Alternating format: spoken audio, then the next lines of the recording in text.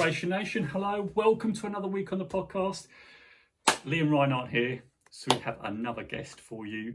Really pleased to get a friend of mine on the podcast, Ian, a local barber where I live, and it's so great. We connected because I heard a podcast on an episode that I'd listened to his shop. Don't let the old man in. It was a mindset thing. So here we are. So, Ian's listened to the podcast, a fan of the podcast, absolutely. Right? So this is what we want to do, get this out there. And Ian's kindly agreed to come on and talk about his life, what lessons he's learned. And so we can all grab some lessons from this and, move forward in our lives and be inspired by these things. So, Ian, welcome to the Inspiration Nation podcast, my friend. Hello, Noel. Long time no see. Yeah. So how you doing? I should ask you that question. So how are you doing anyway? I'm good. Yeah. You're good? Yeah, I am. Good. I'm exhausted from decorating. All weekend. Yeah. My wife has been, what she hasn't put me through this weekend. Yeah. She just turns out to be the foreman. So I do.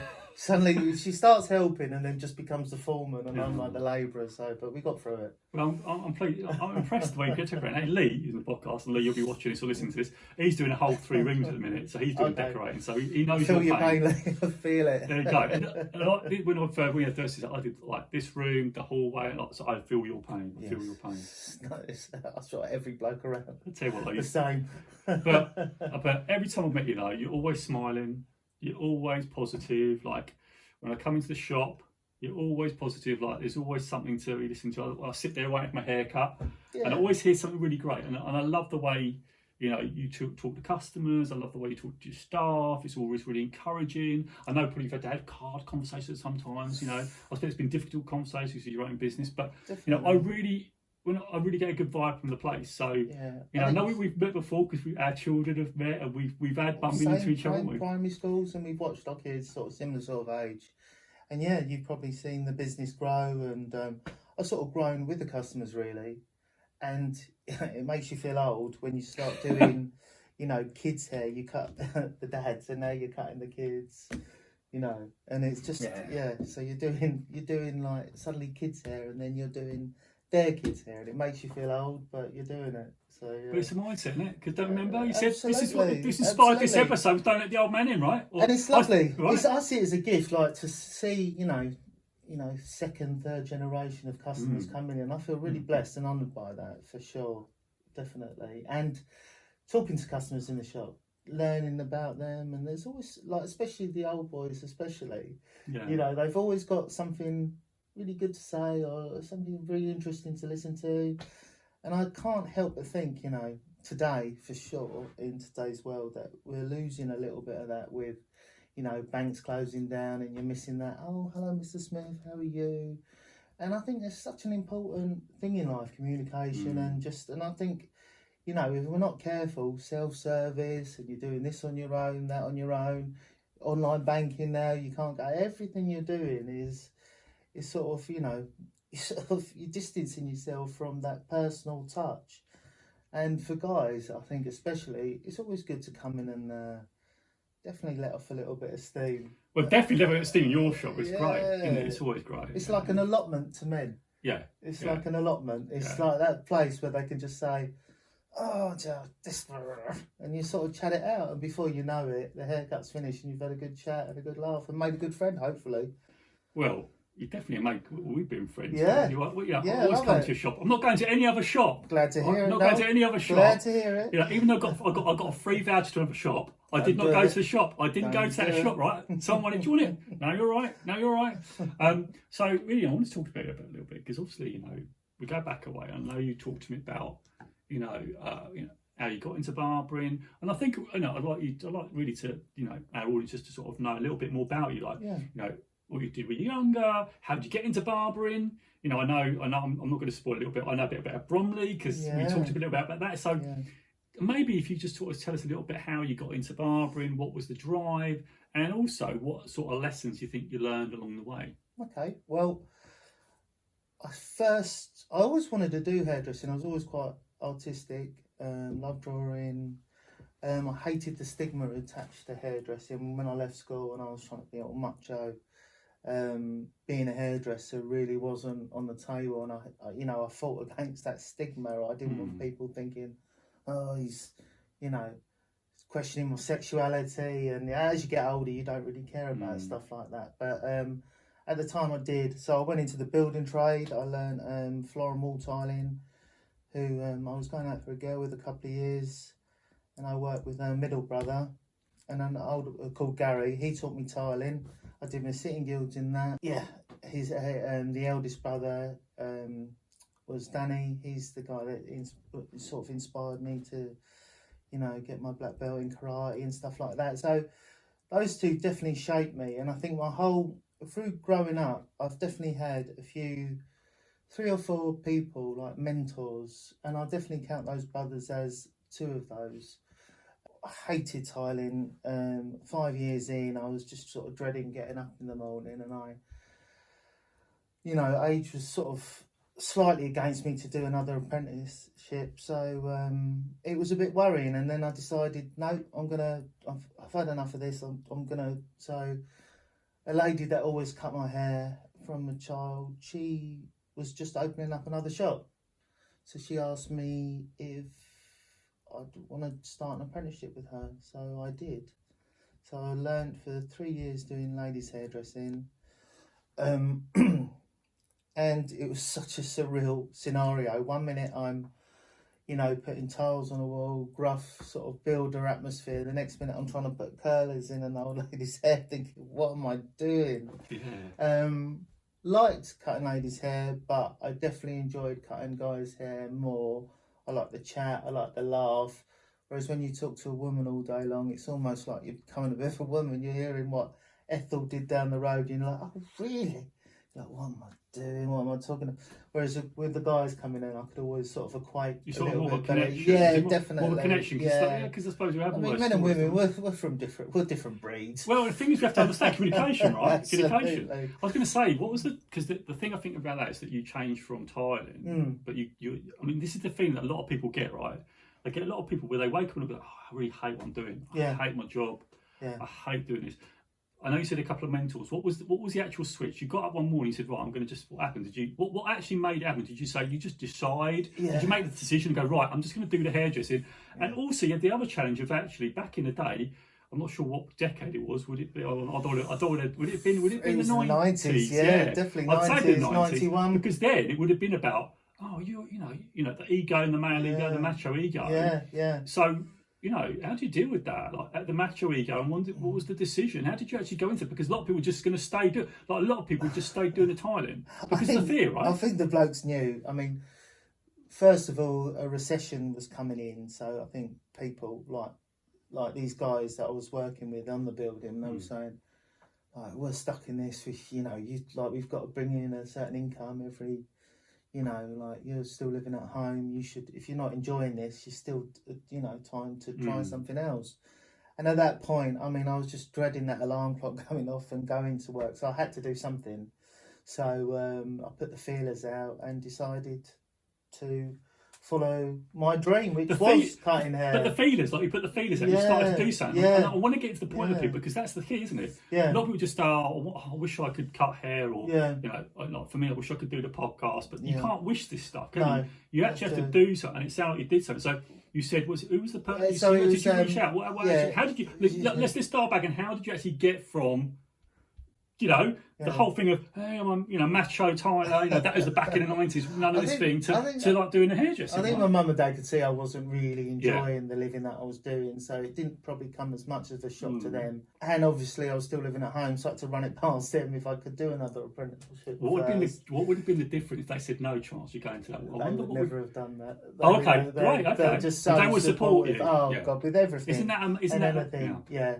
And I'd never take that for granted. I mean, I'm so lucky to have such supportive throughout my life. They're my rock. I never take that for granted. And so 100% mum and dad first. They thought it was a good idea. So then obviously spoke to Jan, put the feelers out. And initially I wanted to go into London to learn it. And it just so happened she was going through a divorce at the time and was just opening up another shop. And she said, well, She said, if you go uptown, you'll be starting from the very beginning, and your age is slightly against you. At 21, it's hard. Like, you're not a school leaver, so you know, to be kept down as an apprentice for 5 years, that's really going to chomp into your life. So she sort of said, I'll get you through it a lot quicker if you don't mind working hard, staying later. And oddly enough, all the guys that took the mickey out of me, leaving the building trade to be a hairdresser, they all came in and supported me when they finished work. They all came in for haircuts. And I think that's why my gents cut sort of definitely came on quicker. But their wives came in for haircuts too, and they all supported me. And to top up my money while I was on a second apprenticeship, I'd probably I'd go and do a bit of tiling at the weekend still to bump it up. So they were still very much in my life. So I managed to keep that. But yeah, and then again, the change happened with hairdressing to barbering, because again, that sort of same feeling came about. And I thought, right, this isn't quite me yet. I saw a shop, he was on his own, a guy called Angelo, who's still a very good friend of mine. He just opened up a Barber's, and I went and had a chat with him. And I did a haircut, and he said, you're not a barber, are you? And I was like, no. And I thought I knew everything about it. I love this. Do you see this? It's almost like an uncomfortable feeling here. I thought I was. And he was like, no, you're not. No, you're not. He said, but you've got the basics. And he said, I like your personality, so we'll work with that and just follow my lead. And once you've got one, it doesn't take that long to sort of, you know, tweak it. So that's when I went into barbering, and then that was my niche. That was because it was sort of the laddie kind of builders kind of jovial stuff still going on, and it felt right. It just felt right for me, barbering. So yeah, so that's me in a nutshell. Oh, I love that. Regards to work, I think there's the whole thing. I think there's a really important thing there. You said that it felt like me. Like a lot of people go, this doesn't feel like me, but I'll continue on that path. But you felt this is me, and you made that strong decision. Yeah. I'm trying to think.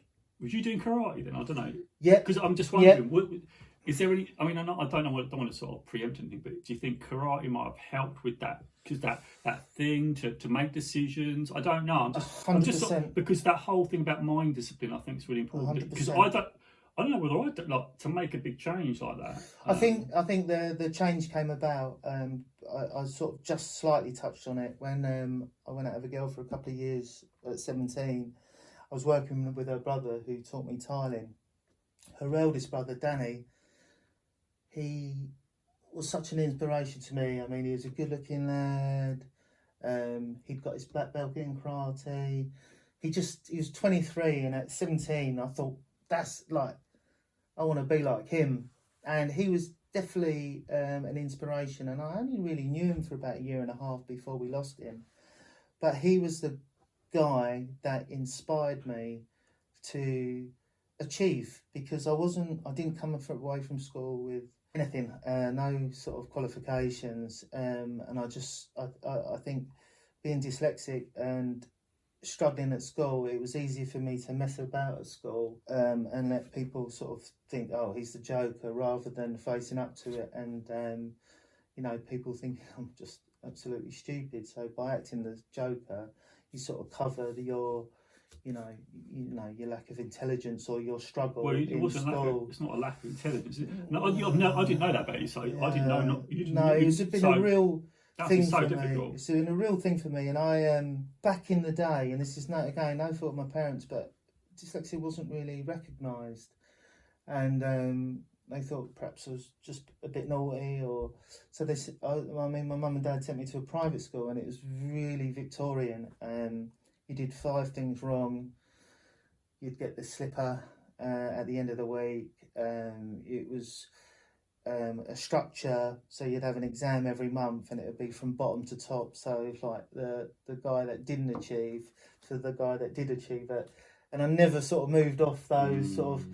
And I just like, it's so wrong now, really. I mean, they'd never do that now. But at the time, it was really embarrassing, because I never kind of moved off. Always felt like the divvy chair, and never got to the back chairs. How bad's that? Though? So naughty. Yeah, but like to actually, I'm just hearing you saying divvy chair, like, and you know, we're just using words that would be used back then, like dunce's cap, and I went through it as well. Like, this is what school, isn't it? But you had actually had, this is actually like dyslexia. Yeah, you know, it was not recognised, was it? No. But how did you adapt then? I know you said you covered up with the jokers, but you obviously. I think you adapt. You know. What did you do to get through? Well, if you read, it's only when I went to Tarling College that I actually realised that I was quite heavily dyslexic, and my numbers were back to front. And what do? I think you just adapt. I don't think I hate now someone saying you can't do that because I'm dyslexic. I think that you just got a bit more of an uphill struggle ahead. So what would you say to people? Because there were people watching this that maybe have dyslexia. What would you, from a person who has it, what would be your advice to these? Just you can adapt. Like read the questions. So if you've got use the questions and sort of check, like when you're writing, double check. Sometimes it comes out in speech as well. Just don't let it overcome. It doesn't have to own you. Don't let it own you. Just don't let it own you. It doesn't mean you're thick. Everyone's got their own gifts and own talents. And just because you don't excel at that, you'll excel at something else. And strengths and weaknesses. That's a weakness, but I won't let it own me. Well, actually, you've turned it into a strength, really. Yeah. Well, you think you've used it, but you've used it to adapt. Like if you hadn't had it, you may not have adapted. No, that's it. Right. Yeah, right. totally. Because totally. It's made me who I am today. Look at what you've got. You got successful business. Yeah. You've got this lovely house. You cut my hair really wife. well. I've not had my hair cut, but you've got a lovely kids. Yeah, exactly. Yeah, right. yeah. The one thing I was going to ask is, was a question actually. What was it? It was on. Oh yeah, that's what I want to say. Yeah. Because I interviewed Simon Scribb and he had dyslexia. And he's a millionaire. Wow. He basically set up a custom company. Like a millionaire would be but I'm just saying, there's people who have this tend to have this resilient adaptability. Yeah. To like, I've got to get through this and adapt, and this is again another success story because you've got your own business. I think it's probably something that everyone goes through in their own way. Everyone's fighting their own demons, and it's probably not letting them in. Like, don't just fight it really. Just sort of don't let it in. Just sort of try and I can't do that. You can do that.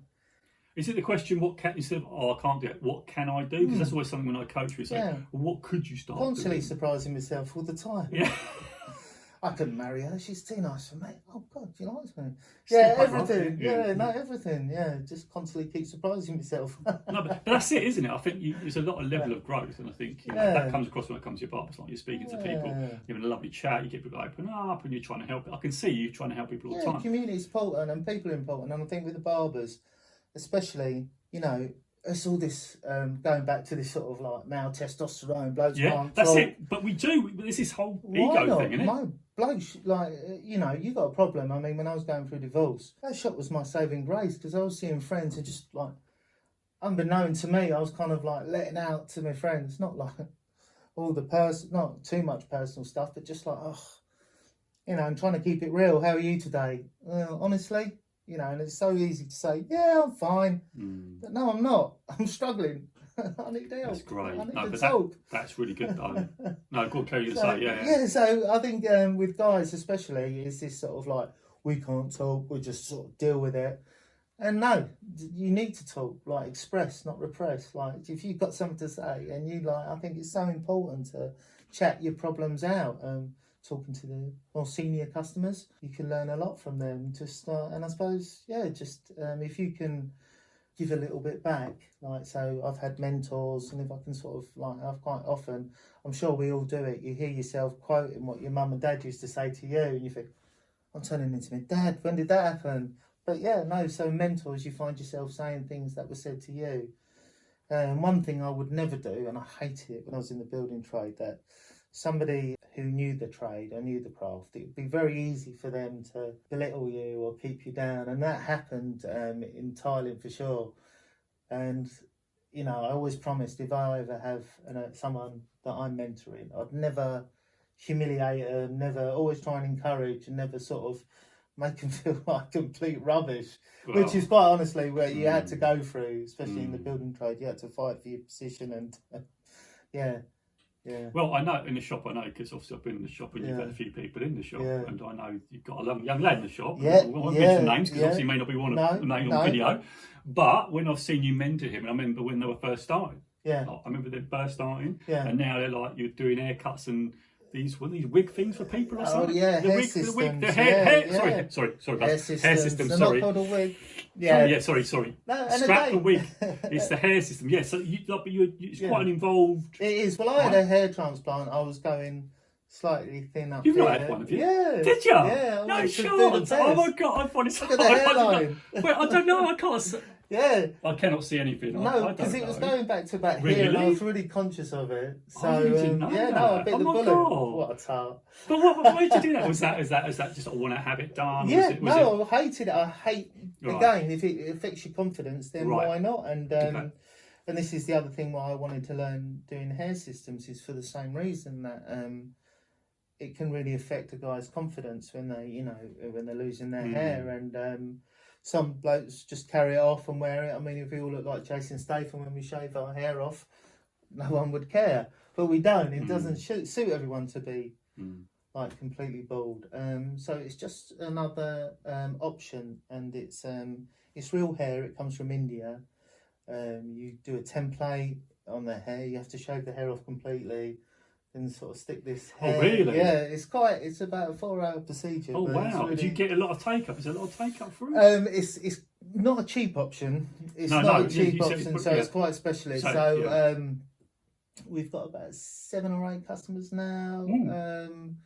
But yeah, we want to try and get them to the point where they come back every 6 or 7 weeks, and then you sort of take it off, wash it. I did not on. even Yeah. know about it. I know you sort of talked about it briefly in the shop, but Yeah. Anyway, I mean, Yeah, I think the that's thing, the the important lesson from that is that if you feel that obviously I suppose there's the other way, too much of Oh yeah. relying on appearances is the other thing. But if it's a small thing that you can get, is to just feel a bit more confident. I think you're right. If it's your thing and it worries you, Yeah. then do something about it. If Yeah. it's not important to you, then don't worry about it. No. But yeah, I mean, we're all different, aren't we? Yeah. So- and I agree, and I think that's the Yeah. thing. I mean, you're talking about guys not talking. Yeah. I suffer with mental health. I had Yeah. a breakdown, want to take my own life. That was, Bloody hell. and that's the thing I talk about in the first episode of the podcast.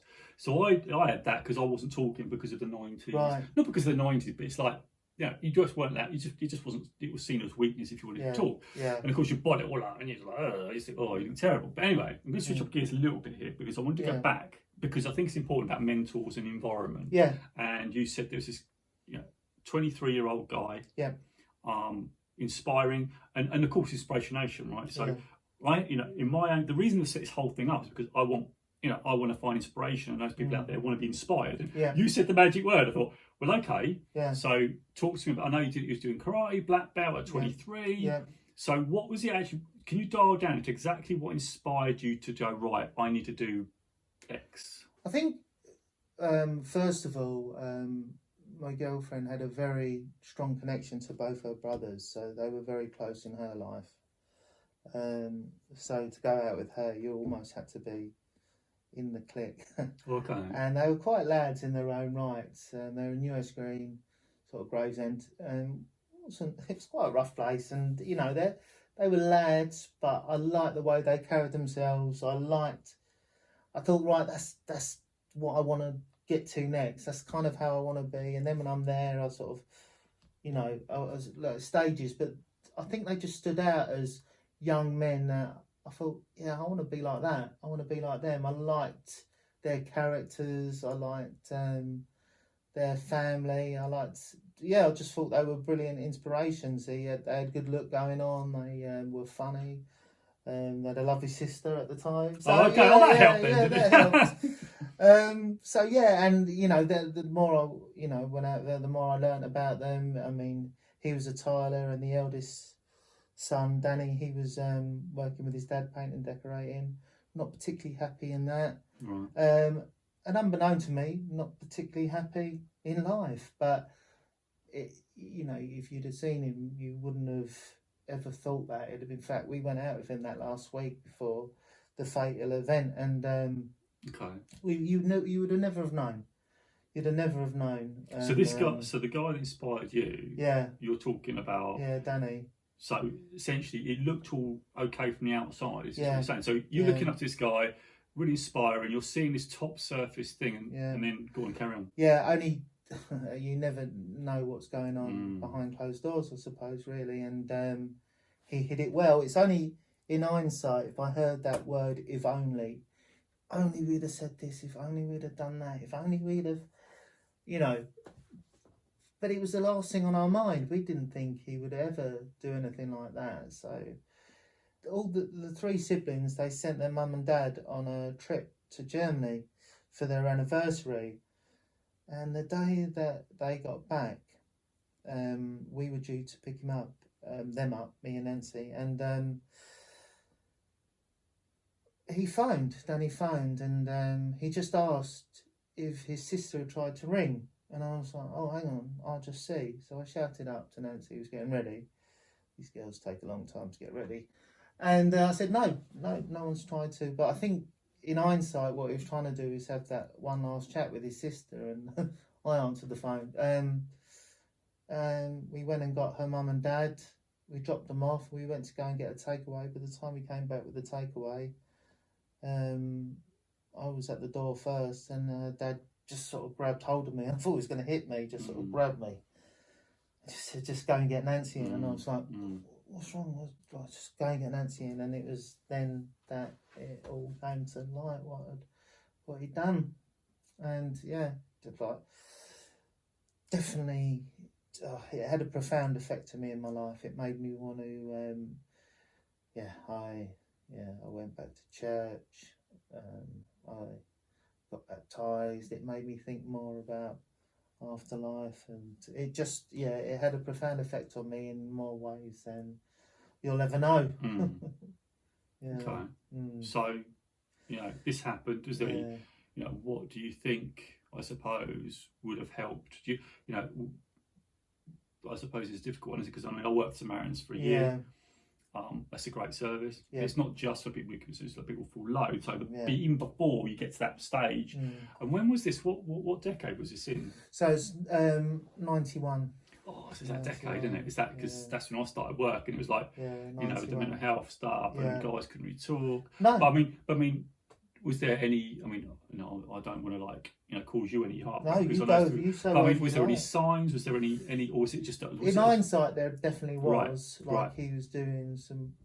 I remember actually after the event, he'd been doing some quite deep drawings. He'd been doodling, and they were quite. Yeah, and the fact that his girlfriend was leaving to go to Australia, so they were they'd had a house together, and they were sort of splitting up, and he definitely went within himself. He sort of went down the religious route and decided that he wanted something better, and he didn't want to wait, I guess. And I think he was so depressed that he honestly felt that his family would feel relieved and happy for him. Okay. So almost that's placed that emotional. He wasn't well. He wasn't well. He wasn't well. Yeah, he wasn't well, and it's one of the bravest things that you ever do, but one of the most selfish things, and probably the most cowardly thing you ever do as well. And and I'm not judging anyone, but that's my perception. So that's only my perception, because it's like if your son or daughter went to prison, you'd be doing that time with them, and when they end, you're leaving siblings, you're leaving your mum and dad, and you're just leaving them, and probably not an hour in the day goes past when they don't think about him. So it's sort of amazingly brave thing to do, but it's stepping out, and I think it's giving up, which is a shame. And I think it's the people that you leave behind that you sort of leaving them with a life sentence of if only, and just failure. Like the parents just feel failed, and so I think if anyone's thinking of doing that, think long and hard what you're going to do to that family, because they all went on a different direction after it happened, I'd say, and they all, I think it changed everyone's lives, and not all for the better. Well, this is the whole thing. I mean, I can speak from experience of wanting to have those thoughts, and it's not like you're not even thinking of people you're going to leave alone. You're not thinking like that. No. You're not thinking straight. No. You're not thinking clearly. No. You're in an emotional state, because all you're thinking, well, people would just be better off without me. That's what you're thinking. You're not thinking, oh, I'm leaving people behind. You're thinking, oh, they're going to be better off without me, because if I'm just a drag, because it's that self-talk, it's that what's in your head, it's that voice telling you, putting you down, putting you down. If anyone had known, they would have just rallied around him like that. But it's hard, right? Because you're not in that place. You don't want to burden people with it, because back in the 90s, you know, it'd be like if I started talking to you about, you know, you would probably be okay, right? And myself, we'd probably, you know, emotionally Pull intelligent yourself beings, together, right? mate. But Snap out of it. where those socks are, so pull them up, son. It's all Yeah. that sort of, you know, terrible, unemotional. Yeah, and of course sometimes we do that. Sometimes we have to dig into it. Sometimes, but there, you can tell the difference between is him having a bad day rather than I'm having this continual battle. Yeah. And you know, and the fact that you know that your friend couldn't reach out, couldn't speak to like someone just to say how they're feeling, so they could, you know, get perspective, right? You have to say, well, talk to me about that. Like, so I'm feeling. So what's the reason you're doing that? And again, having those conversations, unpacking it. They call it, you know, the tumble dryer. If I could go back in time, right? Go on. And just say to it, like, if I could what go would back, you say? Don't do it. Yeah, but I mean, the thing is, but the thing is, the thing is, if you say to me, "Don't do it," it's like I'm going to say, "Well, you're loved." Yeah, but this is it, isn't it? It's a you've difficult got so much. You think, you know, at 23, you think you've got it all figured out. You know, in hindsight, you haven't. No, you haven't. You know, just talk. You know, I remember he reached out to his dad. He went in. His dad finished work and was having a couple of drinks, and he went in and just asked if he could have a hug from his dad. And again, Dad didn't really, thought it was, you know, he's probably just had a hard day, wanted a hug. But he relayed that it's because it's something he'd never done before. Is it and the it's sort of like in the whole, hindsight, right. like what? Oh, like I should have seen. Like, of course, you know. But again, it's the last thing on your mind. You never think that's going to happen. So, it's the people you leave behind that is just agonising. But that thing about hug, you know, like I always like, because I've been through that thing. I say, "Dad, I love you," or to my girls, "I love them." Or but back in the 90s, it would be something that wouldn't be said. My dad now. If my dad now comes from Spain. Yeah. But if I went up to him and give him a hug, he'd be going a little bit. You can see a little bit uncomfortableness, right? Same, 100%. But it's that generation, right? Tightly. My dad lost his dad at 10, and I think he stopped like physically like hugging me at about 7 because he wanted to make sure that I was brought up manly. Like, what's that about? And I made sure on the flip side that I'll never stop hugging or kissing my kids, you know, however old they are. But you see me and my dad when we say goodbye to each other, it's hilarious. Like, is it that? And that's too much. That's too much. Like, I can't. The other blokes, I'll hug anyone, but my dad, he's just sort of talking. It's just he's not tactile. He's just like stiff upper lip. Thanks, man. Yeah, come on, son. Come on. But that's it. And I think, but I think, you know, as we go through, I think there's more. You know, we could. You know, I always say to someone, even for my friends at work. Come, Lee and Ryan, right? I used to go around and record the podcast. I can't, guys. Let's have a. And they go. Well, it's like even these guys are but they're a bit. But they know I'm like they're not a bit like that. I'm tapped up. But we still, I suppose, we still have to be conscious of people's barriers. You know, we still, is this not the right? Is this the right time? But you know, but you know, but they know. You know, come on, you know, bring it in.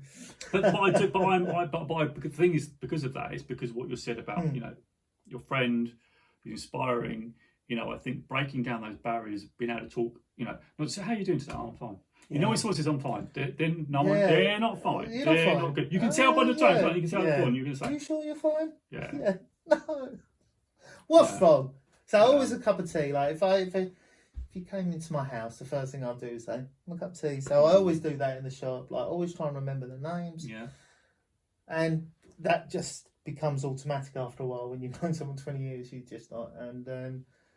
Just open up, just how you going? What's you know? And if they want to talk, they talk. If they want a totally quiet haircut, they can have a totally quiet haircut. But you know, generally I'll start it off, and if they want to continue, and it just happens. It doesn't even you can't plan these things, can you? It just it's off the cuff, and it's generally really good fun. I mean, a lot of Mickey taking, a lot of leg pulling, but it's all good humour, and met some wonderful people in that shop.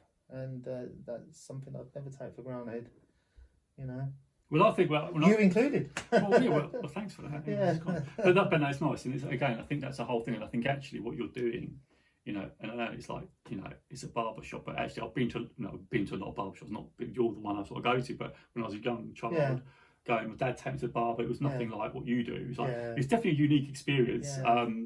And I think what you do with your customers, how you treat your staff, and I said to you before, you know, you're encouraging, you're always like trying to help someone. There'll be stories. There'll be, you do a little box for a collection or something or other, don't you? And I just think the whole vibe, and I think, you know, from your stories, you know, the difficult thing about, you know, finding your friend and they were inspiring, but it was that they were inspiring, but at the same time, you know, they passed on and they took their own life. I think that's a really difficult thing to go through. And you said it really affected you, and we were talking about karate and we're talking about how it affected you. So one, I'd like to know, how did karate, you know, change your mindset, and how has it helped? And two, I'd say, how was this event, you know, of that person who was inspiring your life? Remember this person, you looked up to them, you got inspired, you know, how it's changed you, but obviously that event's now really changed you. You said you hugs and stuff like that, but, you know, so you've got a family now. How are you going forward in your life to sort of pass on? That's a good question. And I you know, I don't know if you remember the film Saving Private Ryan. Yeah. At the beginning of the scene, he sort of goes to the graveyard and breaks down. And basically, he tries to live his best life for the guy that gave him that life, who saved him. And I think in a way, like, I sort of think in certain respects that you know, I'm living my life for Danny as well. Like, I'm thinking, like, what would he have done? What have, like, no, I'm gonna do this. Like, I'm gonna make sure, like, life's a gift, and you know, I make sure because of this, like, I want to achieve certain things and I have goals. He got his black belt in karate. I thought, I want to get my black belt. That's a hell of an achievement, and it's something that no one can take away from me. Baby steps, passing my driving test, finishing my sitting guilds in floor and wall tiling, making sure that I won the apprenticeship of the year. And oh wow, didn't know, you just dropped that in. Oh, guys, I just won apprenticeship of the year. For anyone else, wow, that would amazing. have not been a huge thing, but wow, given my dyslexia, and with sitting guilds, it wasn't coursework. It was all on the final exam. So you could have done 2 years and failed. Wow. And you know, my teacher at the end of the first year said, "Your practical's great, but unless you get the theory down," he said, "you might as well not come back." So my dad literally sat me down every Saturday morning, like a couple of hours, teaching me pi r squared, and I had to take away areas. I came back after the break. I don't know whether the teacher wanted to burst into tears or burst out laughing. He was like, "You're back." No, yep. And I've got it. I've got it. And so, yeah, and that was like, so for anyone else, that was like, oh, well done. For me, that was like just a huge obstacle. So another one off, get my black belt, pass my driving test, do hairdressing. Again, won the hairdressing apprenticeship of the year. Look at that, wow. This is someone with dyslexia, someone who's like, you know, you've got a friend who's now inspired you, and you thought, well, what would they do? And now you've gone on to like apprenticeship of the year, you know, hairdressing apprenticeship of the year. And then having a year around Australia, because like Danny had a year around America. Always wanted to do a bit of travelling. So when I first met my girlfriend, who was then my wife, we had a year travelling around Australia, and I think I went as a boy and came back a man with that experience of just driving a whole way around Australia. You told me about some good friends, didn't you?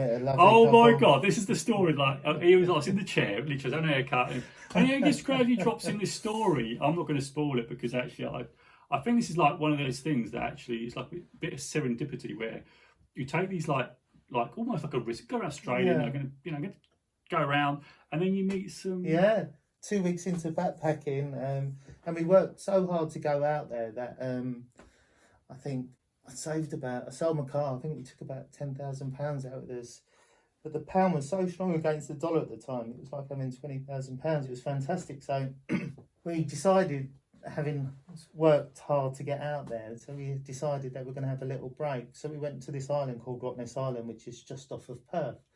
We were there camping. We were there 2 days. It was pretty unheard of, but a cyclone had come in, and it was just like a 24-hour power shower. So everyone just congregated to this pub.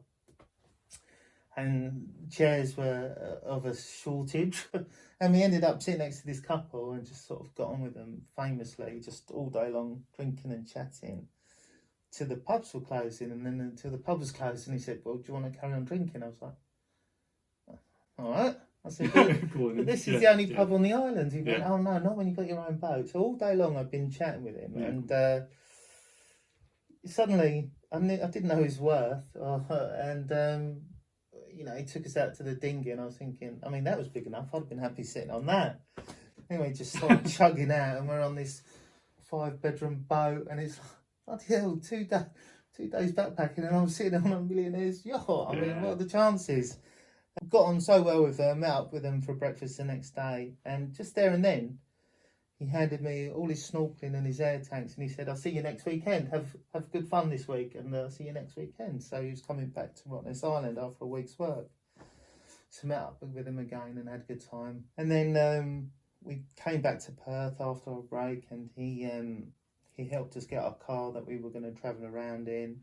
Went out for a meal with a couple of times with him, and then we went on our travels. But every sort of destination around Australia that we sent them a little postcard just to let them know where we were, and you know, and we were due to finish our trip in Sydney, where my cousin lives. But during the travelling, we got engaged, and about 2 months later, Renee fell pregnant with Ollie. So we decided that we'd get married on Rottnest Island. So we told them, and once they knew that we were going to do that, they insisted that we stay with them for the last month of our trip with them. And so we did, and we met up with them back in England a couple of times when the kids were about 5, and have just recently gone out to south of France with them. They know I've remarried, and I've always sort of stayed in contact, and they very kindly were in Europe and offered me and Liz to join them in Cannes and Nice on their... Not bad, is it? That's not a bad little thing, is it? Thinking about the whole thing. Yeah, not bad, is it? Yeah, not bad. But it just shows you, doesn't it? I think that whole thing about if you just go, you know, take those little risks, I think your luck tends to increase. And actually talk about... And again, just put yourself out there. Like, honestly, you know, you talk, have fun, generally. You do. I mean, you do. Just have fun. Yeah, just enjoy people, enjoy personalities, enjoy life. And the Aussies have got a great sense of humour. They're a bit like the English. You can laugh at yourselves, you know, and they definitely can. And we just clicked, and just had a really good time out there. He had his best friend on the boat as well, and he was hilarious. Kept trying to wind me up about the cricket, but it had no effect because I'm not into cricket, so you couldn't get me there. But Arsenal might have Arsenal, Arsenal that would have been a different story. Yeah. Who's doing quite well at the moment as well. Doing all right. Yeah, not bad. I was going to just anyway, that's really good, Dan. Yes. But we're obviously all Spurs fans, that's Lee, and Arsenal fan can't believe on the podcast, but there you go, you've got someone on the podcast, isn't there? Anyway, no, it's good. That's great. So I mean, I think that whole thing, I was talking about that whole thing about luck. Yeah. And Simon Scribb, I know you referenced Simon, but obviously multi-millionaire, he talks about luck's a skill. Yeah. And the reason to take luck's a skill, the reason how you get become luck becomes a skill is that you take a bit more risk. So like put yourself going around in Australia, and look what happened. Like I think those things like, you know, those sorts of things, you know, that's the thing that I'm trying to get more into my life. Take a little bit more. Oh, I'm not quite sure. Take that jump because because life is short, isn't it? I mean, do it. You don't have any regrets. Like that's it. Regret. And any mistake that you make, like if someone said to me, "Is there anything that you'd change?" I'd pretty much not anything really, because everything that I've done or been through has got me to this point that I'm at now. So. No, I probably wouldn't. And whether it's been and I generally think you have to go through a bad experience to come out stronger. And I think there's a saying, isn't there? What doesn't break you makes you stronger. And 100%. I think it's really important that, you know, it doesn't break you. Well, the thing is, I think if you can get through it, I mean, like I said, my depression. Mum passed away this year. She passed away, you know, in January. You know, it's been a really tough year. But the whole thing is that you just, you know, you remember the good times. I always think about, you know, what would, you know, Mum would want me to be happy. You know, and I'm, you know, doing this podcast. You know, I'm just trying to reach out. We're doing these things to try and give back, and I think mum works as a nurse, so she wanted to help give back. So I just want to carry on that sort of legacy. And mum wasn't perfect. I mean, there's things that mum wasn't perfect. No one is perfect, right? No. But it's that whole thing about, I was thinking, okay, if I've got a situation, I say, well, what mum would have said to us. Sometimes I wouldn't take a counsel on certain things, but certain things I would, especially things about helping people and just different little strategies. So, and actually, mum was on the podcast. You know, luckily, I interviewed her on the podcast before she passed. So I didn't get a video, but it's on audio. But it's in the archives. But that's a hard one to listen to, isn't it? I haven't listened to it back yet. I'm not sure whether I can yet. That'll take some serious. Yeah, I'm thinking. I haven't listened. I've listened to clips and I thought, oh, I'm not quite sure yet. Not too much. Yeah, it's that whole thing, right? It's that. But I mean, the thing is, I think there's another thing that we don't really talk about. I think is about we are all going to come to the end of our lives. What we're talking about is that don't live with regret. I tell my daughters, I said to my daughter's going through a bit of a challenging thing with a relationship. Well, look, if you didn't ask this person X, would you regret it in a couple of weeks' time if you didn't ask them? If the answer is yes, then you've got to ask the question. Yeah. I think there's a really important thing around that. Is not to live with regret. Now, there's things I've regretted in my life, right? Is he giving her a hard time, by the way? Sorry? Is he giving her a hard time? I don't know if I can talk about that. Sorry, just say the word. Really? Okay, yeah, all right. I know give him his number. We'll have a little quiet word on his ear. Now listen, I'm friends with Noel. You're going to have his daughter. See this? No. But yeah, I think that whole thing about regret, isn't it? I think it's important. But and again, you've had this whole thing through your life. Met these people. So you've got a successful business now, right? You've got this going on. How's it all going in the business at the minute? It's good. There's a lot of competition now, but there is actually. Yeah, it's huge. Loving it. I went through. I mean, again, staff. I've managed to keep good staff through at the time, and your shop's only as good as the people that you've got in it, for sure. How you treat them, right, though. It's also about how you treat them, right? Yeah, treat how you want to be treated. And again, my mentor, Angelo, I always followed his example. How would he have done it? And he was the shop could be dead, no atmosphere at all. He'd come in and suddenly he'd lift everyone's spirit. Wow. And he knew what he was doing. He'd bounce something off of that one and get that one talking, and then he'd create an atmosphere. So definitely, you do that. I do. And you start something off, and then this whole shop starts erupting. And do you know what, Connor, my apprentice, and that's what I was going to say. Having staff, it's very. Sometimes it doesn't always. It's not all plain sailing, and you're going to have a few issues. Right? Yeah, sometimes, boss counsellor and. Sometimes, you have to have words, which I always found hard, and that's something that I found easier as time has got on. But mentoring Connor, my apprentice, is such a rewarding thing when you see somebody. I sort of joke with him sometimes saying, I've created a monster. But he knows the love that I've got for him and, the care. And just nurturing him. And oddly enough, Angelo rang me up, the guy that taught me barbering, and said, can you help us out? I haven't got staff on this day. And I said, I can't. I said, but I'll ask Connor. So Connor went and worked with my mentor. That's and so he cool. said it was hilarious. So my apprentice went to Angelo, and he just said it was just like working with you. It was hilarious. He said, like 2 peas in a pod. It was hilarious.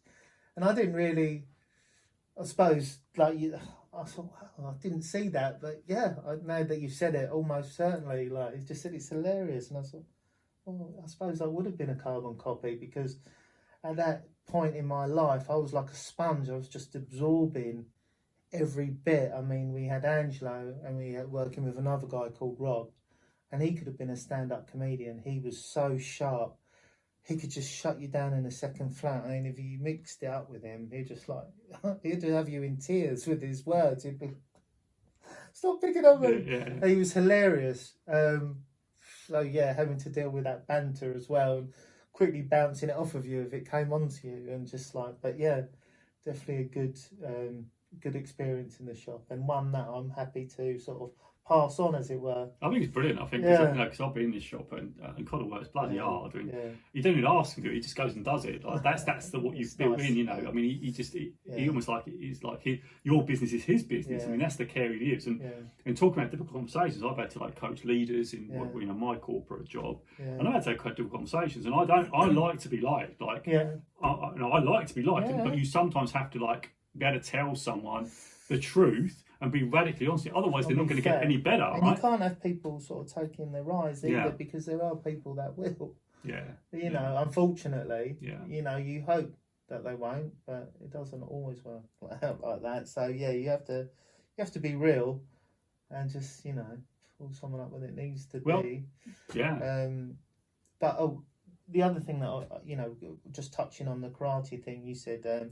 So I wanted to achieve things, and karate did that again. That almost certainly shaped in discipline, in structure.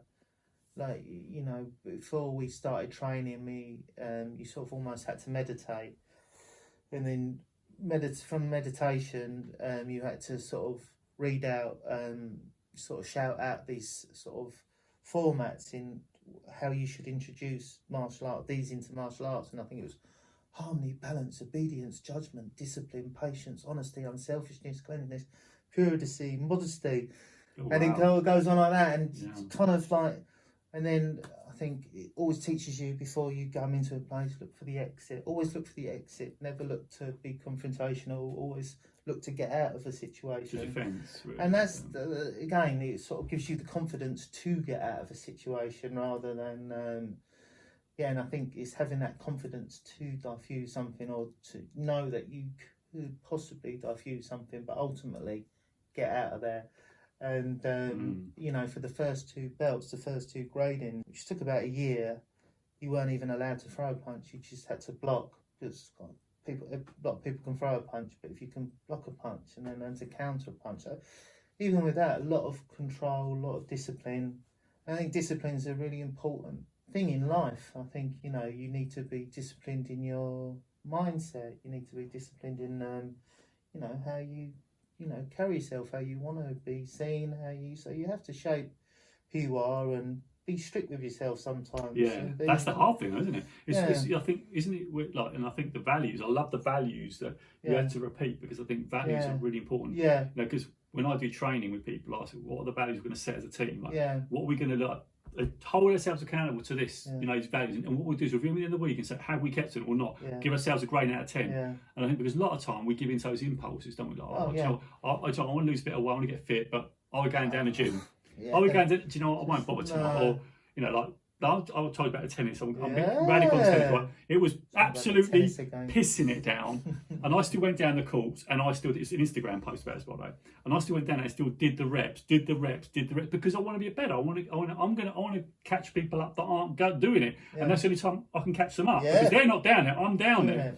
And David Goggins, I definitely recommend you to look him up. Inspirational to me. Okay. He's a Navy SEAL. On Instagram, I love him already. If you feel a little bit low in the morning, just stick his video. It goes like, he just makes you get going, right? And there's one question I want to ask you, right? Because you give so much, like you give so much to your customers. You give me this time, and I really appreciate you coming on the podcast. My pleasure. And you lift other people up. Like, I can see you in your shop, and I know you said with your mate. Who inspired you, and you're going through your divorce, and you felt really low, and you could be authentic about, I'm not great today. In those difficult moments, what are the things that you draw on? I know probably cry is one of them, I suppose, but when you're feeling low, because I imagine you might go home tonight, feel a bit low, I don't know. There's going to be times you don't feel great. You get up. It's really important. What is it that you do that makes you go to that shop and and be able to be Ian and like bring people and lift people up? Because it takes energy, right? People. Okay. Generally, sometimes, like when I mean, as well, because I've done it for such a long time, it's quite nice that I can take a back seat slightly now. So I do less days than I ever did at the workplace, and that's quite nice in itself. So when I do go in, I look forward to going in, and that's good, right. So because you can get stale. Like when you've done something for 20 years, it's very easy to, but definitely the people, like the characters that come in, they're the ones that probably keep me up. It's not, I probably don't even have to work that hard at it now because they do it for me. They come in and take the mick out of me. Some of them don't even come with their haircut. They just come by the door and abuse me and then walk on, and it's like, thank you. But it's good. But that's it, isn't it? Yeah. Community as well. Like, obviously, in a bigger surrounding like London, you could easily get lost in a big community and be insignificant, nobody to a lot of people. But in a small town like Howsham, you know a lot of people, and I love that fact. I love the fact that you still got that feel about it, like, oh, hello, Mr. Smith, hello, you know, is kids all right? Yeah, and I love that, and I think that's a smaller community where we're able to do that. And I think in a bigger town or city, it's probably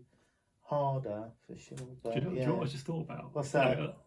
I just think there should be a podcast, the Inspirational Barber podcast. I think you could do that. Really? You could do that. I don't know. I just think you could do your own podcast.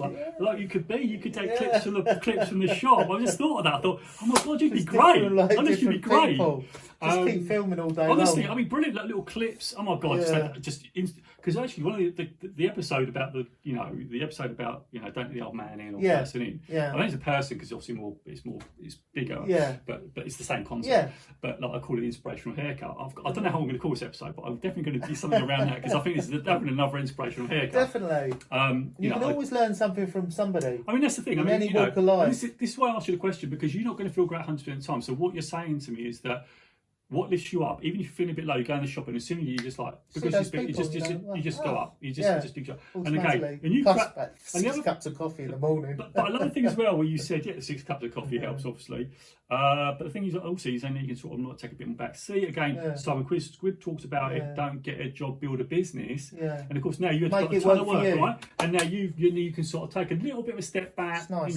And again, you work for that. I get a lot of abuse for that as well. You've had to put in the hours, you've had to build that business. I bet, first it's just you on your own, right? Exactly. So, like, people don't see that, though. People don't see the hard work, do they? Just see, oh, look, you take another day off, it's off again, right? But they haven't seen the hard work. How long, tell me, how long has it taken to build this? Journey, and I always wanted to get to that stage. We've been there nearly 20 years now. Right, 20 years, right? It took from day one to 20 years. Now, now you're only just going, do you know what? I can take a few.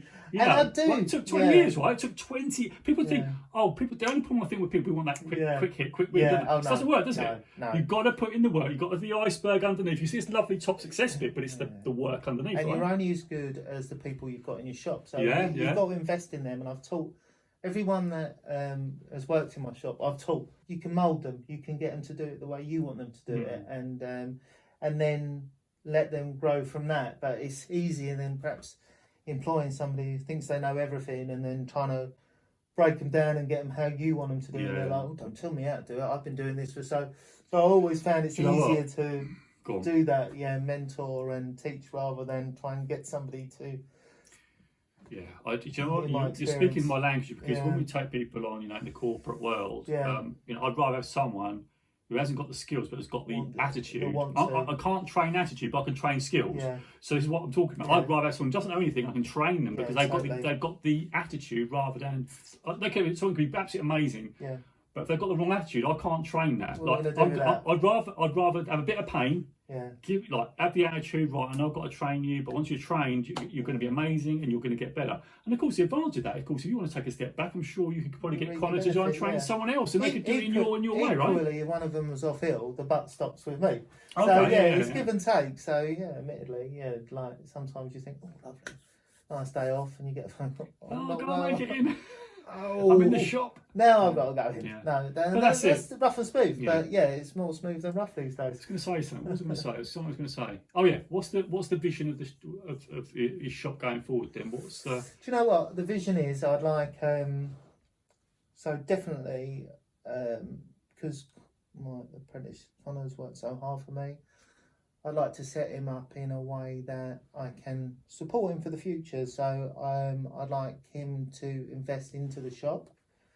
So one day he can take over the reins. Wow! Pass the baton on, sort of thing. Wow. Gently. Yeah. Gently pass it's like it on. grading. So, but again, he's kind of got to work for it. Nothing comes for free. So if he slowly invests in, and then he might be able to borrow from the shop and then get a mortgage for. So I'd like to see him set up for sure. Wow. Me personally, I'd like to carry on the way I'm going or step back. Yeah. I like to go travelling with Liz and step back and see him run it eventually, but not for a few years yet. Nice. But, And this is almost like because they talk about that in business. They talk about actually your exit strategy. Yeah. You should always have an exit strategy. Yeah. I never owned a business. I did 1 year of self-employment. That was bloody hard. Yeah. And I didn't really like it what I was doing, so I pulled out of it. But it's an exit strategy of going, okay, so where is this going to, how do I... Sometimes you feel it owns you. Yeah. Well, certainly in the early days, it was very hard to switch off from it when you're so passionate about it and you've got a young family, plus your wife's not working. So this has got got to work. There's no chance of it not working. This has to work. but that's it, isn't it? I think you made it work because of that, and actually got a friend to work. Yeah. friend of the show, Mark Drager, exactly the same. He works best when his back's against the wall. Like when he's pressure's on, his work's much better. He seems like, I've got to be under pressure, and then I make it work. It's almost like a thing, like I've got to work now. So sometimes taking it home, and then you feel like you're never away from it, and it's like it's a double-edged sword. Sometimes it's like a thorn in your side that you can't. You're like, oh. And other times you think this is good. So you're not every day's like you get your ups and downs. Like 20 years, and you've gone through recessions. Profession COVID. Now we've COVID. We've got COVID. That was a journey. I bet that was difficult. Maybe it's another episode somewhere. You've got all those things going on, and of course now we've got cost of living's going up. There's things going. But again, these things, they're having challenges right now for you guys, right? Yeah, 100%. And just roll with the waves. There's no point worrying about something that hasn't happened. This is the attitude, right? I love this. I love this. You can't control what you can't control, right? You can't. So what's the point of worrying about it? It's a waste of energy. Just, fortunately, I know lovely people who are very loyal. So they're not going anywhere. Who are these people? They're not going anywhere. They're going to stay loyal for a long time. Of course we are. Yeah, but that's the thing, isn't it? I think there's a real important lesson there for me is that we can't control what's going to cost of living. We've just got to go, what can we do to influence what we They can't take away your freedom. Oh, love that, they can't take a walk on the beach away from you. They can't take, so whatever, I try not to listen too much to the news, to be fair. I just sort of focus on what I'm doing. True, that's it, isn't it? You can't really control that. It's the same as if I walk past the other barbers. I never look in because I don't want to know what they're doing. There are so many barbers. There's too many. There's like one there, one down the alley. Any more? But the thing is, they always say competition like that makes you better. I love a bit of competition. Makes you better, right? Makes you better. And actually, saturation. But the thing is, I think you have got a unique barbers. I've been to barbers, but this one is unique. Competition's good. It definitely keeps you on your toes. Yeah, and it'll just make you stronger. I think. Yeah, and you're always busy. But I never always have to wait for my haircut. If I go quiet and I walk past, I purposely won't look in the other ones because I think if they're busy and I'm not, I'm going to be like, or even when I'll see you sitting in the barber's chair, I'll be like, no, that won't happen. That's never happened. It won't happen. It's never going to happen. But if it did, I'd be like, excuse me. I'll be out there. Out. That's never going to happen. No, I've got one more question before we wrap up. The one question is, and it's a question that a friend of mine asked a lot, and I think it's a really great question. Actually, Mark Joe, his podcast is asking. I love this question because I think it's a real thing about what makes us tick. So at the end of the day, Ian, what does it all come down to? What does it all come down to? For me, family. Family. You're doing it for family. For me, family all the way. To live up to my mum and dad's expectations, to make them proud, to make my kids proud, and to lead by example for them. Really, definitely to. So there's no point me sort of dictating to them or telling them if I'm not showing a positive kind of get up and do attitude myself, but expect them to do it. So family all the way for me. I love that. It's purpose. It's like there's that whole thing about purpose and what we live our lives. Fabulous. Yeah. Well, Ian, it's been an absolute pleasure, my friend.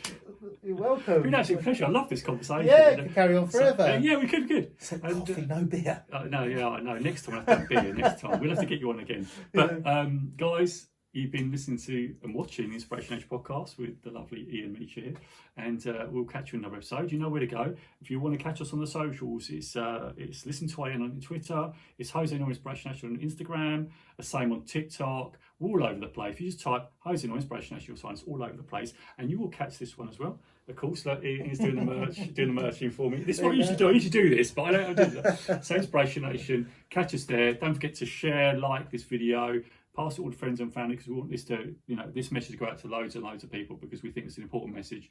Thank you very much. And Ian, you've got to do this thing now. We've got to do this Inspiration Nation. Catch you later. Inspiration Nation, do this. Inspiration Nation. Inspiration Nation. Catch you guys later. Later. There you go. I like it. And let me know what your biggest takeaway is from this conversation. I'd love to know. Put it in the comments below, and I'll respond to every single comment, because that's the commitment I make to you in this community. Also, don't forget to subscribe right over here, because we need you to build this Inspiration Nation community, to get the podcast out there and to help other people for free. And also, don't forget to hit that bell right over here, because if you hit that bell, then you're going to know when another videos go live. And don't forget to check out these videos right here next to me, because those are other podcast episodes that can really help you out. I really, really appreciate it. And lastly, don't forget to check the newsletter. The link is in the description below. That's where I can talk directly to you through the YouTube, throughout the social, because you can have a direct communication channel with me through the email, and you can get to know everything that's going on with Inspiration Nation, ask me questions, and even give me suggestions on what you'd want us to talk about next. So I'd love to see you in the next video. So please click on those links. Please follow through. Please, let's get this community building. I appreciate you. So until next time, I'll see you in the next video, Inspiration Nation, and I'll catch you guys later. There you go. There you go. And just stop that. That was good fun. Oh, God. I was going to stop. There we go. Right, let me stop the video. Yeah. But you know what? I forgot to put the power lead. I was just hoping it hasn't run out of power. You never hope it hasn't. We could do it all again.